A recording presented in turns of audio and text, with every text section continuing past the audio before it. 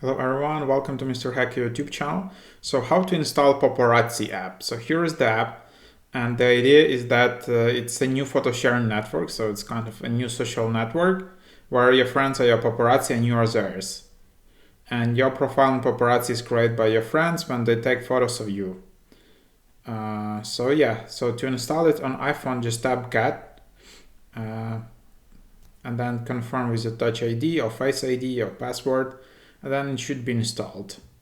So it's only 64 megabytes around that, and it's a free app. So just search for Poparazzi in the App Store app on iOS.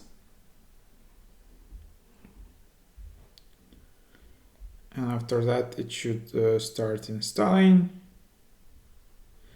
And it was just released recently.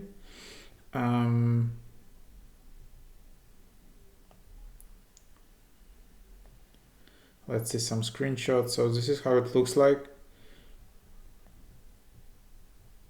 So yeah, similar layout to Instagram, but of course the idea is that it's your friends who create your profile, kind of as your paparazzi, and you can also manage some photos, and you can delete some photos which you don't like, and of course you can create profiles for your friends as well.